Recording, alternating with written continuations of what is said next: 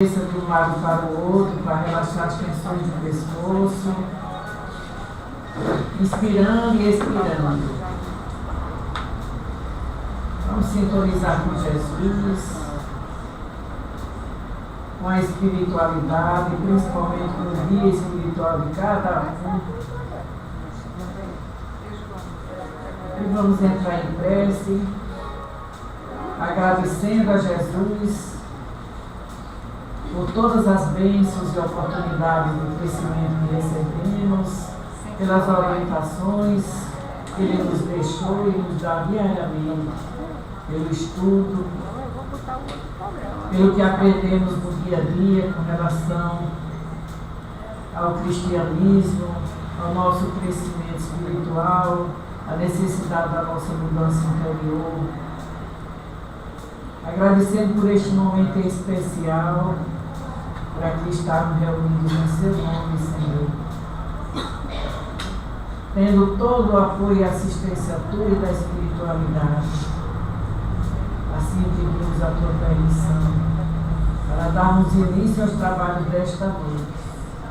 Com muita paz, com muita alegria em nossos corações, podermos servir ao nosso próximo e contribuir para o crescimento nosso de cada um. Que a tua paz, Senhor, o teu amor, toque os nossos corações e permaneça conosco agora e sempre. E que sejamos elementos multiplicadores desta paz e deste amor, onde estivermos. Que assim seja. Graças a Deus.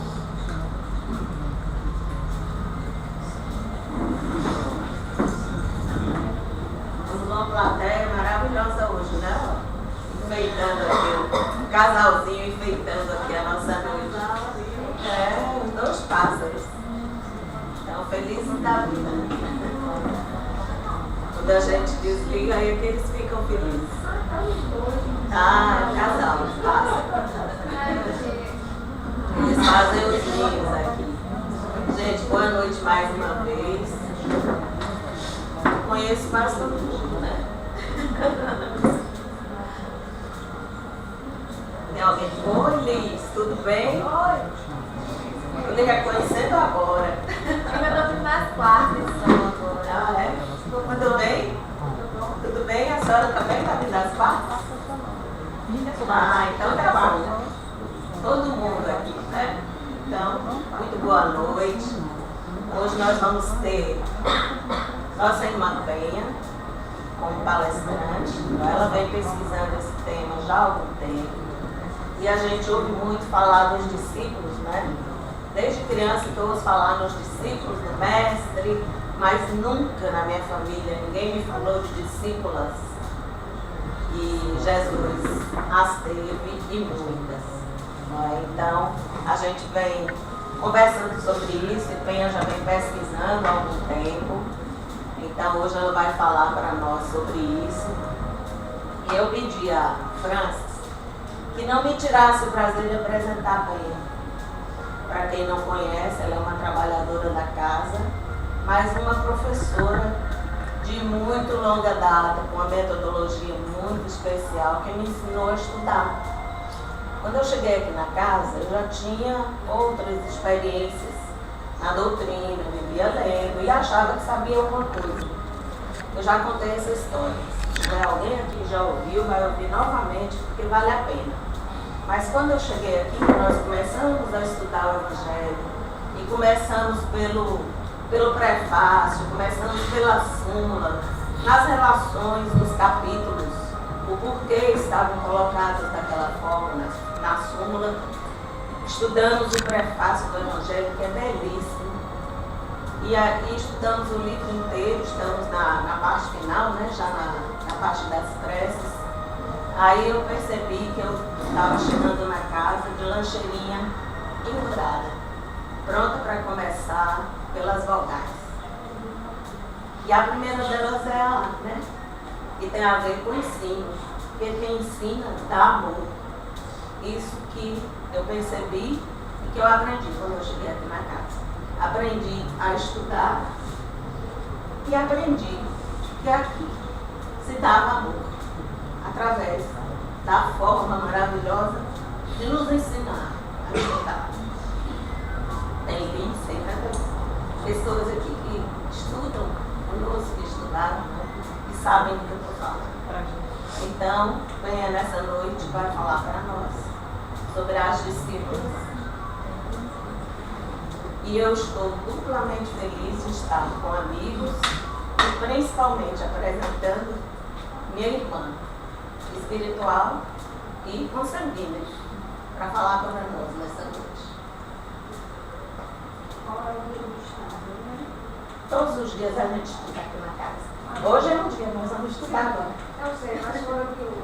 Fora de hoje, quarta tem o ES, de quinta tem o estudo na mediunidade, sexta tem o estudo conjunto.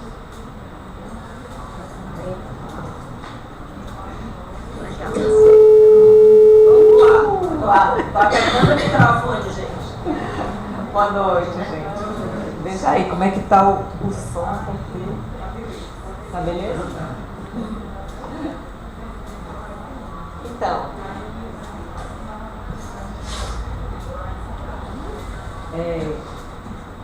tirando a emoção e os exageros de irmã, vamos falar um pouco também sobre o interesse nesse tema.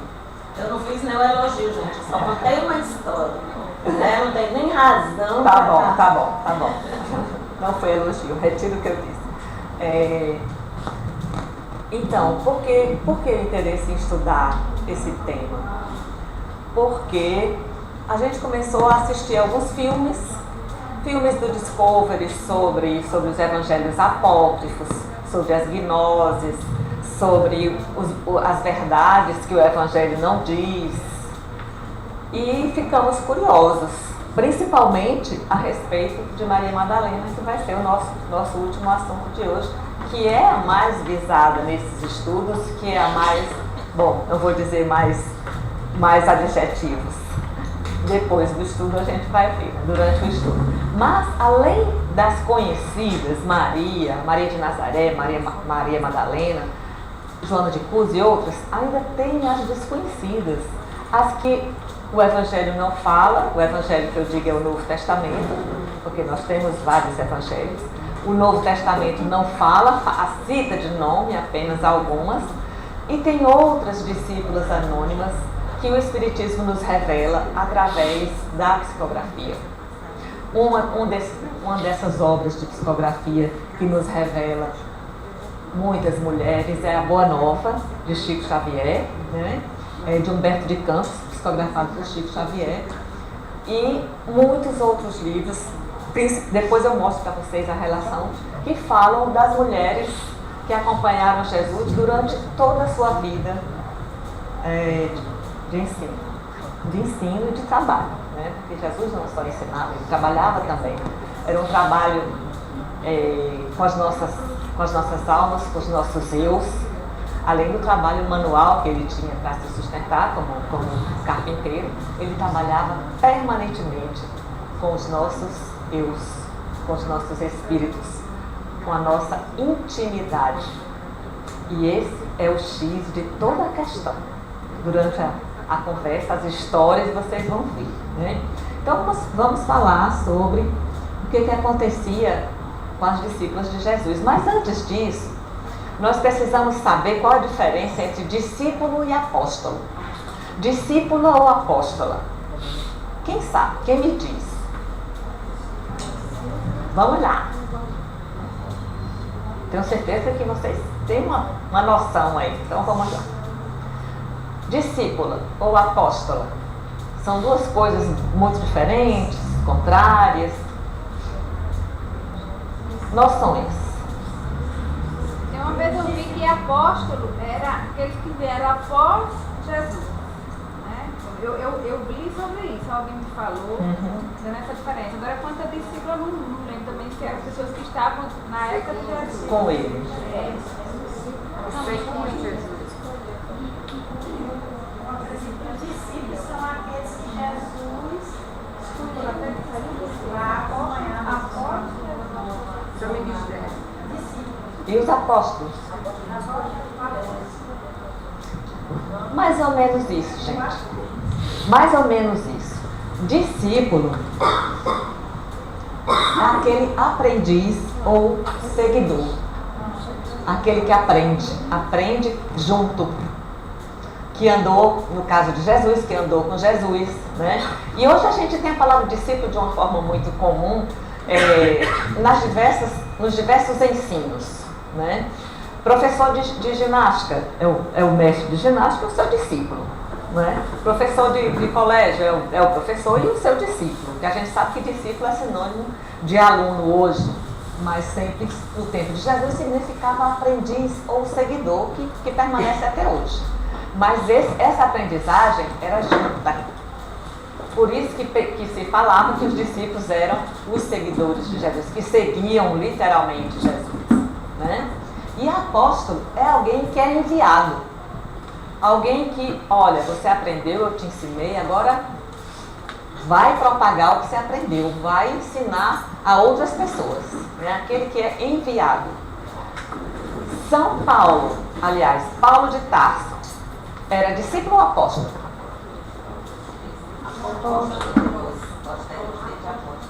Era mais apóstolo do que discípulo, porque ele não conviveu com Jesus. Embora tenha algumas publicações na internet que dizem que ele era discípulo e apóstolo, né? E outras se contradizem e dizem que ele não era discípulo porque ele não conviveu com Jesus. Então, mas a maioria das pesquisas que a gente viu tem essa história do discípulo, aquele que aprendeu junto, que andou com Jesus, né? E apóstolo é o que foi enviado por ele para propagar os seus ensinamentos, certo? Então, os 12 discípulos de Jesus eram discípulos e apóstolos.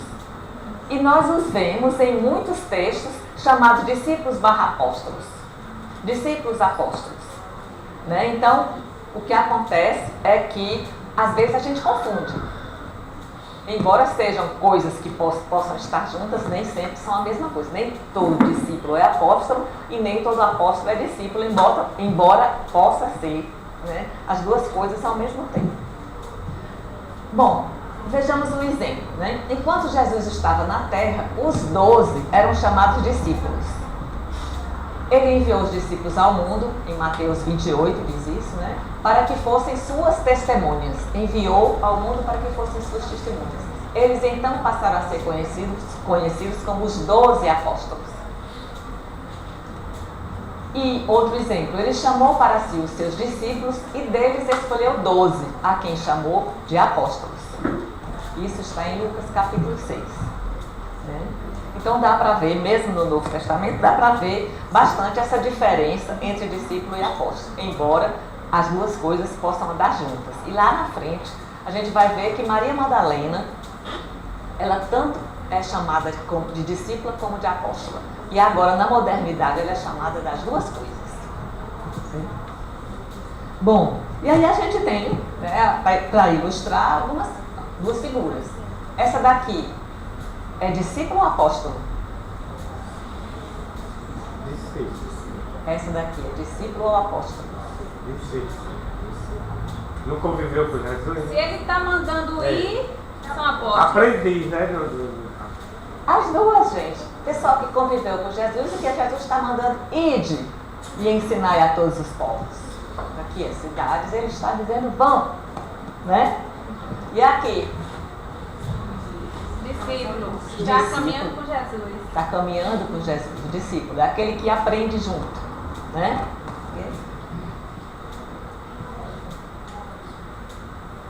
Estou voltando porque não sei ainda manusear esse negócio. Agora vamos falar um pouco do contexto, né, em que as mulheres se encontravam, já que a gente vai contar histórias de mulheres. Né? Então a gente precisa saber como que era esse papel da mulher e como é que ela se situava, como é que ela era tratada nessa época em que a gente vai contar as histórias. Né? Então a gente tem vários itens aqui que a gente pode destacar como era tratada a mulher na vida pública e social ao tempo de Jesus. Né? A gente pode dar um exemplo aqui de Filon, né, o filósofo alexandrino, judaico, que ele era alexandrino, mas foi criado no judaísmo e a família dele era judaica. Então a sua filosofia era greco-judaica, né? Ele dizia que os negócios, os conselhos, os tribunais, as procissões festivas, em suma, toda a vida pública é feita para homens. As jovens devem permanecer em cômodos afastados, fixando como limite a porta de comunicação. Que porta era essa? Com o apartamento dos homens. Cruel, né? E as mulheres casadas, como limite, a porta do pátio.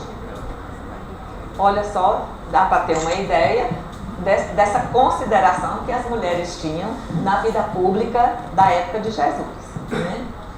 Havia exceções, é claro. A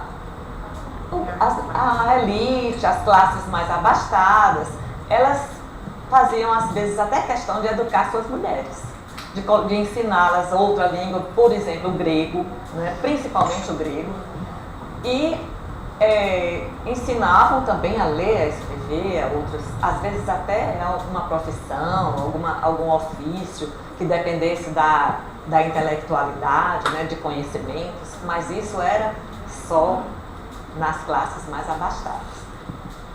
Normalmente o povo, né, as pessoas de classe média e os menos abastados, eles não tinham acesso a essas coisas, né? Era-lhes até proibido frequentar escola, ser ensinado, e exercer qualquer coisa na vida pública, principalmente profissões e trabalhos, né? Trabalhos de ordem de serviços e públicos. Na educação, já falei, era proibido às mulheres, era dificultado de uma forma bastante assintosa que elas fossem alfabetizadas, que elas se instruíssem, que elas falassem em público, elas não podiam falar em público. Tá? E educação restritíssima, se restringia a aprender a ser dona de casa e mãe, principalmente dona de casa. Então o papel da mulher, a mulher era tida simplesmente como reprodutora e serviçal do homem. Na religião era expressamente proibido exercer qualquer tipo de coisas nas sinagogas, nas igrejas, nas religiões. Não podia exercer nada. Era proibido até frequentar com os homens o ambiente em que os homens estavam. No templo havia uma sala separada para os gentios e para as mulheres, né? E nas sinagogas também havia lugares separados para as mulheres. Então era tudo bem segregado, né? E foi nesse contexto que Jesus chegou e fez com o que todo mundo achava que era assim uma coisa bem diferente, bem absurda naquela época, porque ele ia contra os costumes da época, né? E a posição que ele reserva para a mulher em sua vida é de respeito, indo além da pureza legal. Da pureza legal era que todo mundo dizia que a mulher tinha que ser pura e etc, né? E deixando de atender às normas de segregação feminina em vigor no mundo antigo. Quais eram essas normas? A mulher era impura porque menstruava, a mulher era impura porque tinha filhos, tinha que passar 40 dias sem sair de casa, sem falar com ninguém, depois que tivesse um bebê. Nossa, hoje a gente tem um bebê, faz uma festa, chama o mundo todo, né, para o xixi do bebê. Mas naquele tempo era 40 dias de reclusão, né? E a mulher era considerada um ser impuro no sentido de sujo, de sujeira, né? Durante a menstruação ela não podia sair de casa, não podia falar com ninguém. E os homens em público não podiam dirigir-lhes a palavra, em momento algum. Tá? A gente sabe que os costumes daquela época, no tempo de Jesus, naquela região, eles eram muito ligados à limpeza física, lavar a mão. Vocês lembram dos evangelhos, né? Da história de lavar as mãos. E tudo que parecesse um pouco de não limpeza era impuro. E nessa nesse meio colocaram a mulher, né? Colocaram a mulher como uma coisa impura. Isso se deve, sem dúvida, à sua extraordinária afetividade e sensibilidade, assim como à sua serenidade de julgamento, que ignora confusões e sentimentalismos. Jesus era totalmente isento de melindres, de confusões, de sentimentalismos, era sim, sim, pão, pão, queijo, queijo, não, não, né? E não tinha medo de fugir às normas vigentes. Mas deve-se, sobretudo, à sua originalíssima concepção de mulher, que identificou, destacou e valorizou os imensos recursos da alma feminina. Isso foi dito por Adolphe Enoff em Gilbert, em 1986. Vejam só, quem estuda Joana de Ângeles, aqui na casa tem um grupo de Joana de Ângeles, Joana de Ângeles defende a perfeição, a evolução dos nossos espíritos sob dois aspectos, sob o aspecto do ânima e sob o aspecto do ânimos, um lado feminino e um lado masculino. E nós, cada vez mais, buscamos e devemos buscar esse equilíbrio, sem desprezar nenhum dos lados. Nós tínhamos uma sociedade extremamente machista, né? E Jesus veio com seu equilíbrio de ânimos e ânima, né? E chocou as pessoas, né? Chocou todo mundo, porque ele ia de encontro ao que era vigente, que era o desequilíbrio social e espiritual, como diz Joana de Ângeles, em termos das nossas características básicas espirituais.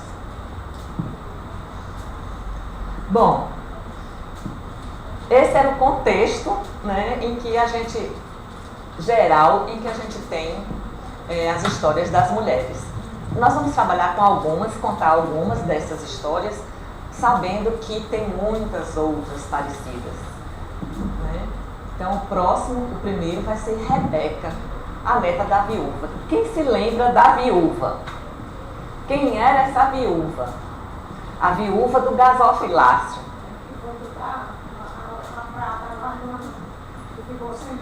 Que foi botar prata lá no gasofilácio, onde as pessoas estavam no templo depositando suas contribuições. E, para ilustrar, essa viúva, ela passou anos sonhando que ela não morava na cidade, em Jerusalém, e ela morava no interior, naquelas cidadezinhas pequenas, vilarejos e aldeias. Ela morava numa aldeia, e ela sonhava em chegar no templo. O sonho dela era chegar no templo e colocar moedas lá no templo. Então ela passou muito tempo, né, tentando juntar essas duas moedinhas para colocar lá no gasofilácio. E foi com a neta dela colocar a moeda lá. E quando ela estava lá colocando, vocês estão vendo aqui, né? A criança está até sem roupa, mal vestida, mas é uma pintura, isso aqui é um quadro, né? Ela está colocando aqui e está ensinando, explicando para a netinha dela o que ela está fazendo e o significado disso. E Jesus aqui viu, apontou e mostrou para os seus discípulos, né, que essa contribuição da viúva era muito mais importante do que quem doou fortunas, porque ela deu tudo que ela tinha, ela deu o tesouro que ela tinha, né?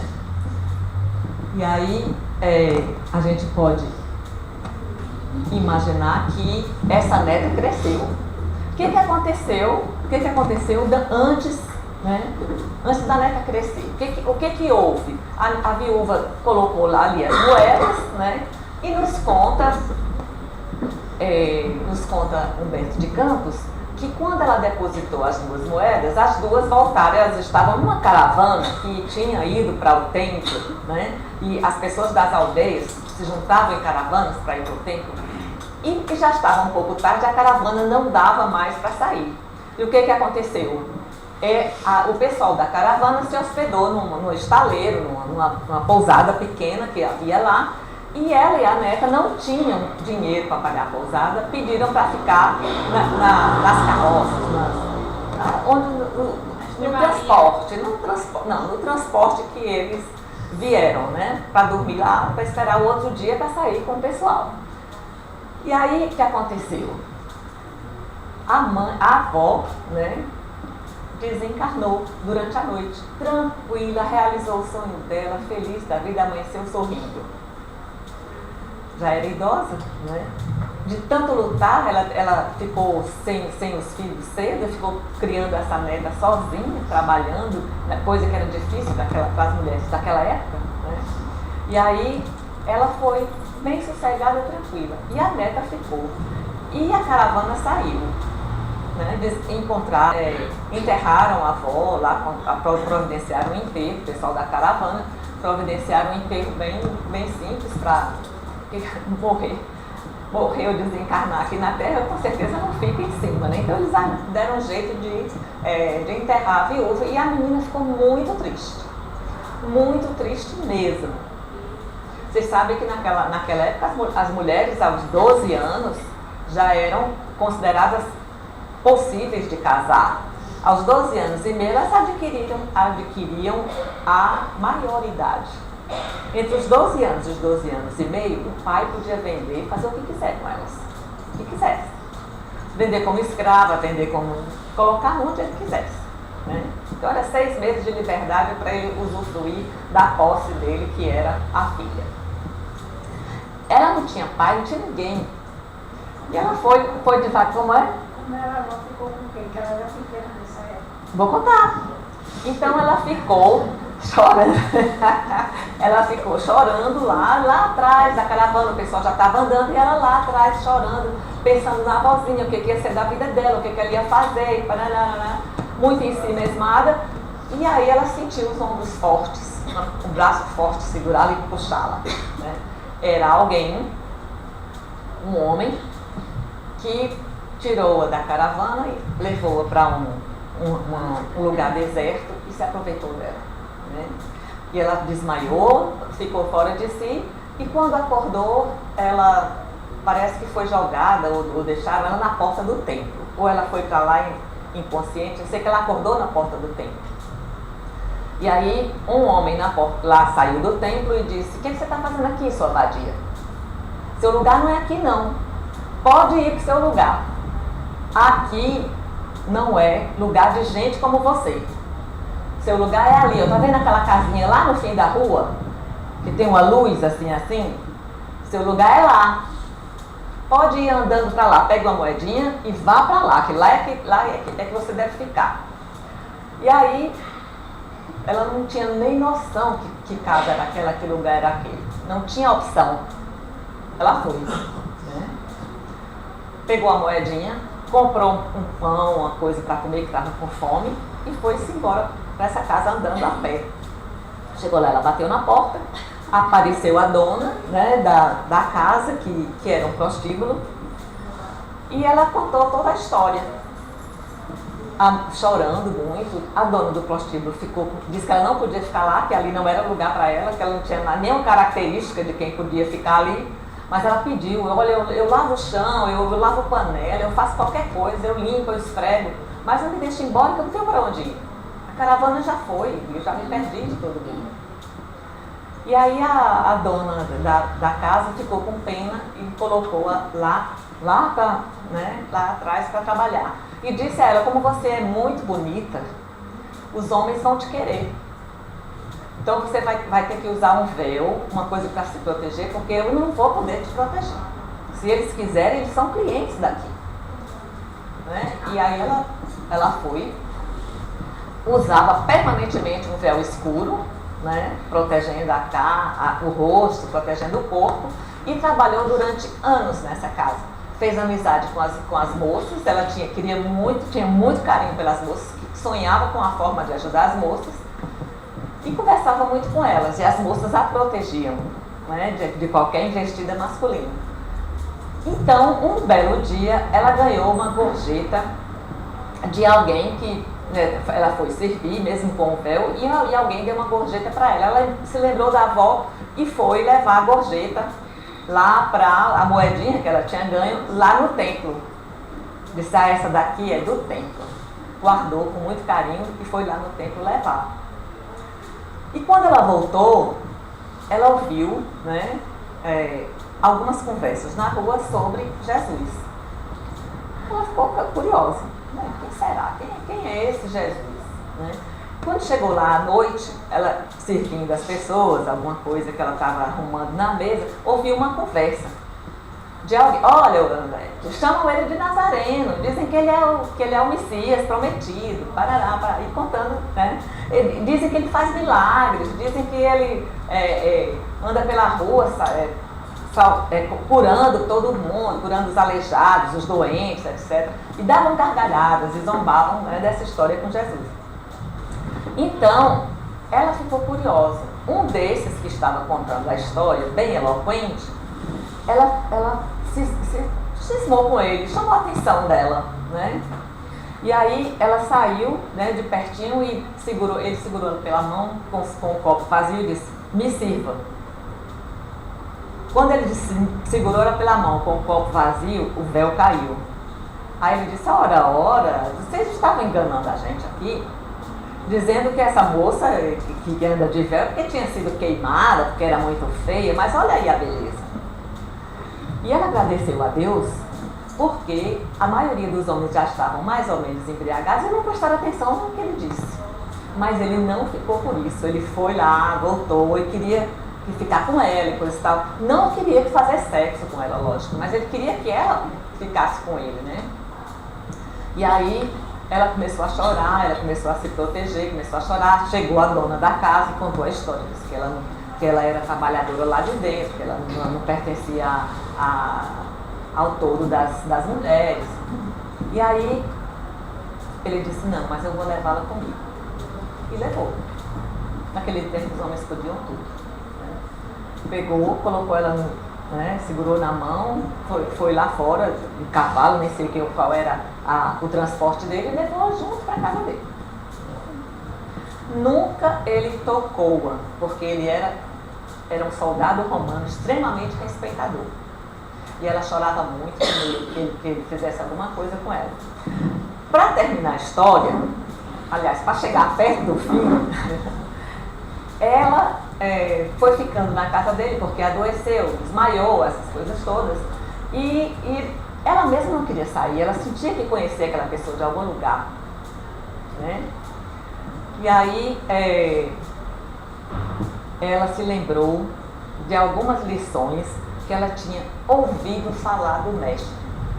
Que a gente tem uma vida eterna, que a gente conhece outras pessoas em outras vidas, não com essas palavras, mas mais ou menos isso que o Mestre diz. E ela começou a pensar que isso estava acontecendo com ela, né?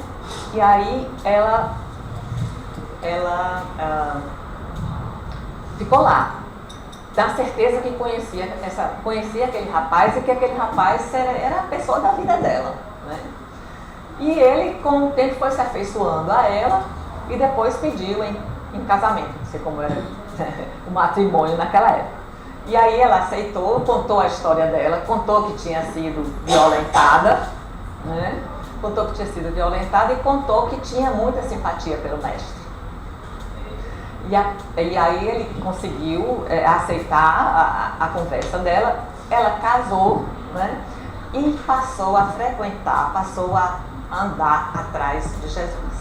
E conheceu toda a mensagem de Jesus, que ele andava espalhando pelas ruas, pelas praias, né? Pelas beiras de praia, pelos lagos. Ela sempre estava atrás. O marido viajava muito, porque era um soldado romano, vivia em viagens, e nessas viagens ela aproveitava e aprendeu as coisas de Jesus. E aí, o que aconteceu depois? O marido chegou Nero, foi aquela época que começou, né? Depois que Jesus já tinha sido crucificado, etc., ela chorou muito, sentiu muito. Mas ela já tinha a sua vida de casada, né? Não podia seguir as mulheres que andavam atrás de Jesus. E aí foi passando o tempo, né? E os romanos foram mudando de governo até que chegou Nero e o marido dela se revoltou com as injustiças de Nero, com as violências que ele fazia e foi conversar com Nero. Nero revoltou-se, achou que ele estava sendo desaforado, prendeu o marido, botou na masmorra, né? E ela ficou sozinha criando, né? Tomando conta dos filhos e o marido preso. Digam, adivinhem, quem foi que o marido conheceu nas masmorras? Vocês vão dizer, um senhor idoso que abria a porta da cela, saía para outras celas, que escrevia numa mesinha lá bem tosca na cela dele. Depois ele voltava e se fechava na cela. Mas ele falava sobre Jesus. Quem era? Paulo, que estava preso e os próprios soldados o deixavam com a cela aberta, ele saía, ia falar sobre Jesus com os outros presos, voltava, fechava a cela. E ele conheceu Paulo. E aí ele começou a ouvir falar de Jesus.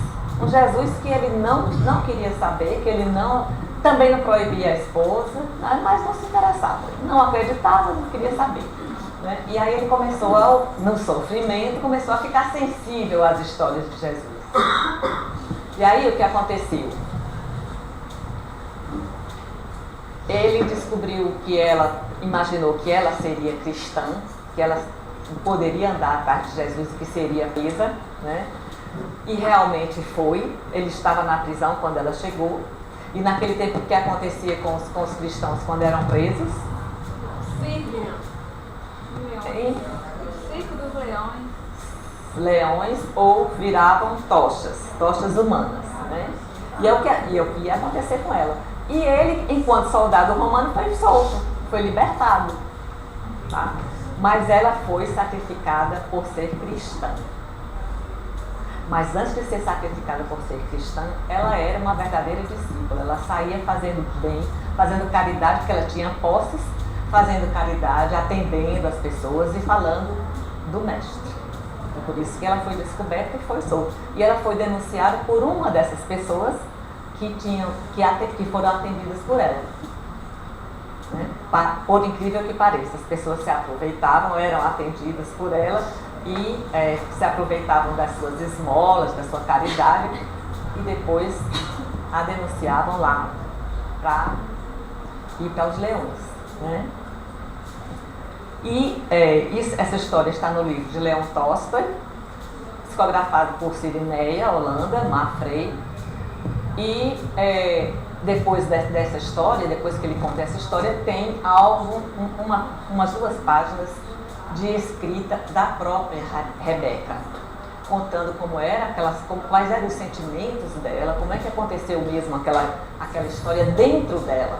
Né? Porque eu narrei para vocês a história em fatos, mas ela falava como era aquela história dentro dela. E aí nós podemos dizer que ela era uma discípula de Jesus e, em princípio, também uma apóstola de Jesus, porque ela saiu divulgando e fazendo a caridade em nome de Jesus. Né? Essa é uma discípula anônima, que ninguém sabia dessa história, né? Mas ela realmente existiu. Aqui é ela colocando as moedinhas que ela ganhou também, já moça ainda. E Jesus também viu quando ela colocou a moeda. Né? Nossa próxima história, a mulher da Samaria. Quem era a mulher da Samaria? Deu água a Jesus, né? Que deu água a Jesus, a famosa samaritana. Não é? A famosa samaritana. E aí, o que aconteceu com essa samaritana? Por que nós incluímos essa samaritana aqui na nossa história? Naquele tempo, a separação entre os povos, principalmente os judeus e os samaritanos, era muito forte. Havia uma rivalidade, havia um ódio, que um se juntava com o outro. Né? Por que isso? Porque eles eram contra a divisão, depois que o rei Davi e Salomão estabeleceram a unidade dos povos. E aí depois foram criadas as 12 tribos, e foram 10 para o norte e 2 para o sul. Quem eram as 2 do sul? Imagine, aí a gente pode até raciocinar nos dias de hoje. As 2 do sul eram da Judeia, né, e da Palestina, né? E aí, o que acontece hoje ainda? Não se batem. E naquele tempo já não se batiam. Os judeus e samaritanos e dos palestinos eram representados pelos samaritanos. Tá? E aí os judeus e os samaritanos eram inimigos. E aí Jesus vai pelo meio do caminho, sem ter intenção de entrar em todas as aldeias, que ele vai viajando para fazer outras pregações. E no meio do caminho, os discípulos têm sede, têm fome e deixam Jesus sentadinho no local e vão procurar uma comida, né, para matar a fome. Só que esse local era vizinho ao poço de Jacó, aonde os samaritanos também vinham pegar água. E aí chegou a mulher da Samaria, porque as mulheres tinham direito a fazer algumas coisas em público. Pegar água era uma delas, né? Pegar água, fazer alguns trabalhos grosseiros em público, mas pegar água era uma coisa permitida, mas não podiam falar com nenhum homem. E aí Jesus chega e pede água para ela. E aí? Né? Ele dá-me de beber. Ela diz: como tu sendo judeu, tu vens aqui para me pedir água? Sabes que não pode falar comigo, não podes falar comigo, porque eu sou samaritano. E aí Jesus diz: mulher, qual a diferença das necessidades de um judeu para as necessidades de um samaritano? Existe alguma diferença? Não é? E aí Jesus disse: a água que vai me satisfazer é a água que satisfaz a judeus e samaritanos. Se tu entendesses de Deus, tu saberias que Ele nos traz a água que alimenta verdadeiramente a nós todos. E não a água que simplesmente alimenta os corpos. Ela disse: que água é essa? Ele falou: é a água que nos torna eternos. E aí ela disse: mas Senhor, eu quero beber dessa água. E aí ele disse: se tu me ouvires, né, se tu me ouvires, entenderes e quiseres ouvir tudo que eu tenho a te dizer, tu terás essa água. E aí a samaritana ouve Jesus e ele olha para ela, desnuda toda a história dela, que Jesus tinha esse poder, né?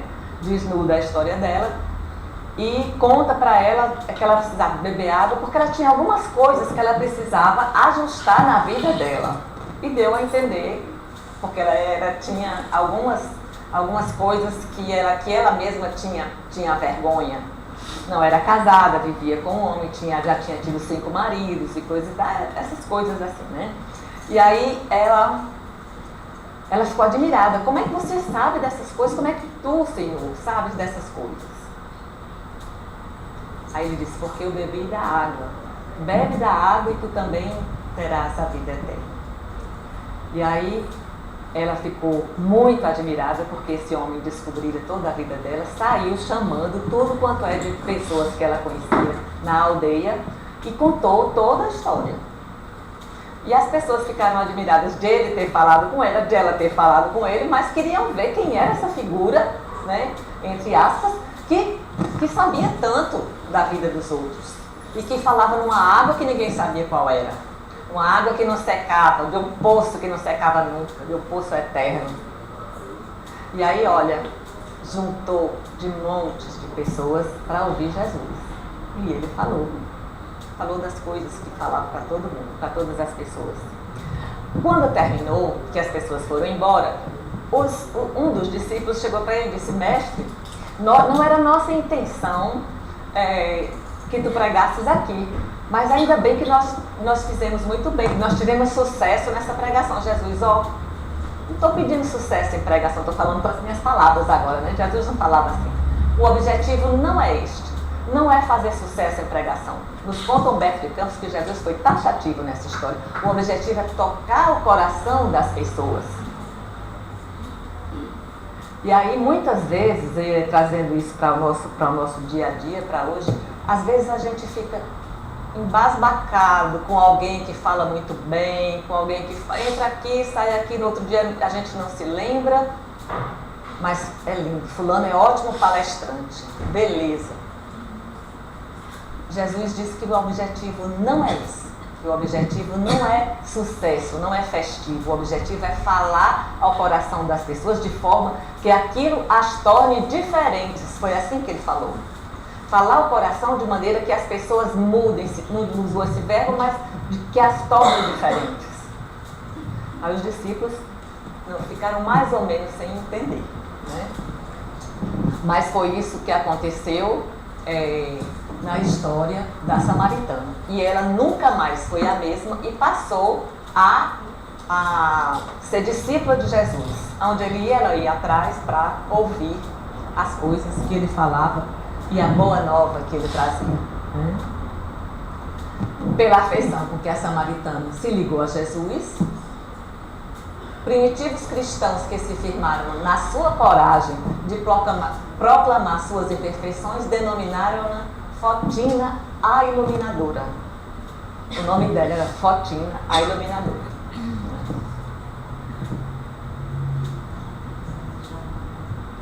E aí? Naquele tempo os nomes eram assim, né? Outra discípula que a gente pouco ouviu falar, porque a gente só ouviu o milagre, só ouviu o fato do milagre, é a mulher hemorroíça. Vamos ver quem era essa mulher hemorroíça. Surpresa, foi surpresa para mim, vai ser para vocês também, para quem não souber da história, né? A mulher hemorroíça, vocês já sabem, eu não vou entrar muito em detalhes, que Jesus ia com uma multidão e atender a Jairo, né, o centurião que pediu para ele curar o filho dele. E Jesus ia com todo o povo todinho atrás de Jesus, que ia se encaminhava para a casa de Jairo. E aí, essa criatura fazia 12 anos que sofria de hemorragia. 12 anos, imagine uma mulher naquela época sofrer de hemorragia. A própria família detestava, porque era suja, né? Hemorroíça. Naquela época, menstruação já era uma coisa impura, imagina, né? Uma hemorragia permanente de 12 anos. Então ninguém chegava perto dela, ela era detestada. E ela já tinha feito tudo, deixado todas as suas economias, já tinha andado por todo canto para poder se curar. E ouviu falar de Jesus e saiu atrás. Só que ela não conseguia chegar perto, ela não conseguia encostar em Jesus, que era muita gente. Ela esticou a mão, né, aqui, como vocês estão vendo, é mais ou menos isso.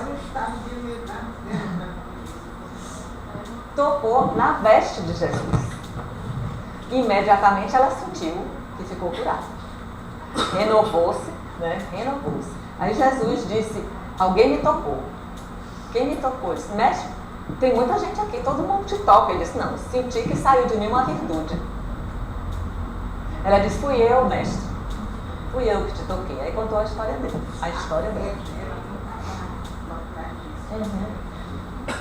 Aí Jesus, vai em paz, tua fé te curou. Tua fé te curou. Não fui eu que curei, não, foi tua fé. E aí ela nunca mais, ela voltou para a cidadezinha dela, voltou para a família, tudo, contou toda a história, mas ela vendeu tudo que tinha e foi atrás de Jesus como discípula. Onde ele ia, ela ia atrás, tá? E depois, quando ele estava no caminho da cruz, ela pegou um pano, sentiu toda aquela dor que Jesus, chorando de emoção, sentiu toda aquela dor que Jesus estava sentindo, que ela achava que ele estava sentindo, e passou para tirar o suor e o sangue do rosto dele. Ficou a marca no pano. E esse pano hoje é conhecido como o pano de Verônica, né? com a face de Jesus, e essa mulher era ainda Rosa. E ela era conhecida, hoje ninguém sabe se o nome dela era Berenice, Serápia ou Verônica, porque vários autores eles dão nomes diferentes. Naquela época disseram que ela se chamava Berenice, né? E depois disseram que era Serápia e depois disseram que era Verônica, que significa, Verônica significa pano, né? Pano sagrado, pano, alguma coisa assim, pano divino, alguma coisa assim, tá? Mas era esta criatura que passou o pano no rosto de Jesus. E ela nunca o abandonou, até o último instante. Uma discípula de verdade. Joana de Cusa. Joana de Cusa, quem se lembra quem era Joana de Cusa? Olha como ela já adiantou, era Joana de Ângeles, já está nos dias de hoje. Muito bem, era Joana de Ângeles, mas antigamente ela fazia o quê? Ela era quem? Alguém sabe? Eu só lembro que ela era uma figura ilustre da época, né? Coisa Sim. de uma pessoa da alta sociedade. Mas não me lembro de detalhes, não. Lucas e Marcos contam que algumas mulheres seguiam Jesus.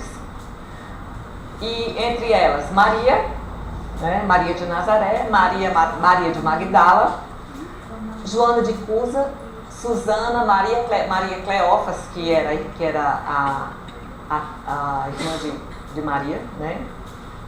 E entre outras mulheres, eles dizem. Mas Joana de Cusa está nos dois, em Marcos e em Lucas, tá?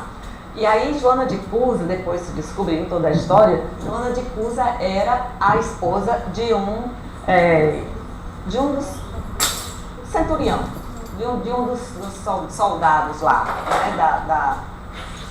né, do governo. Ele era romano, né? E aí ela era da região, era judia, alguma coisa assim. Mas ela era extremamente fina, extremamente educada e vivia naquele meio, né? Naquele meio de classe mais ou menos A. Só que ela sempre foi caridosa, descobriu a história de Jesus e saiu atrás de Jesus, aprendendo as coisas e fazendo caridades, né? Ajudando a quem ela podia ajudar, principalmente fornecendo ajudas materiais para aquela multidão que seguia Jesus, né? Tem um dos evangelistas que diz que elas forneciam, que algumas mulheres de posses forneciam ajuda material para as pessoas que estavam, para aquela multidão que seguia Jesus. Joana de Cusa era uma delas. Só que tinha uma coisa, Joana, ela sofria muito em casa, por quê? Porque o marido era muito exigente. Não queria que ela seguisse Jesus, não queria que ela fosse cristã, não queria que ela fizesse caridade. E aí ele era realmente dominador. E aí, olha como ele ficava triste quando ela, né, fazia as preces, quando ela se recolhia. E ela muito desgostosa foi falar com Jesus na casa de Simão Pedro. E contou para ele como era a vida dela, ela não estava mais aguentando. Que ele era extremamente agressivo com relação a essas coisas e não deixava que ela seguisse o cristianismo, que era tudo que ela tinha na vida, né? E aí o que Jesus falou para ela? Jesus falou que ela tivesse paciência. Jesus fez um atendimento fraterno que se faz hoje, que a gente chama a pessoa, atende, que a pessoa conta suas histórias, às vezes chora, e ele simplesmente recomendou que ela tivesse paciência, que ela entendia as coisas e ele não entendia. Ela disse, mas Senhor, eu não posso negar a minha fé, eu tenho que impor a minha fé. Eu sou fiel, eu tenho que impor a minha fé. Ele disse, se você impuser, você acha que ele, como ignorante, ele vai entender? O que é mais fácil? Você você ser paciente, tolerante e compreender a ignorância dele, ou ele compreender o seu saber. Aí ela foi, se convenceu que realmente ela precisava ocupar, né, o espaço de esposa e mãe que ela era e de cristã também, tudo ao mesmo tempo. E ela foi com muita paciência fazendo essas coisas e, na medida do possível, sem deixar de ser cristã e de seguir Jesus. E, finalmente, depois que Jesus vai, ela está junto, né? Dizem que um dos evangelistas, não sei se é Marcos ou é João, que ela estava na hora que Maria Madalena viu que Jesus não estava mais na tumba, né, na cova que ele tinham colocado lá. Inclusive Joana de Cusa estava junto, né? Mas não tem alguém que diz que Maria Madalena estava sozinha. Isso não há uma unanimidade em relação a isso.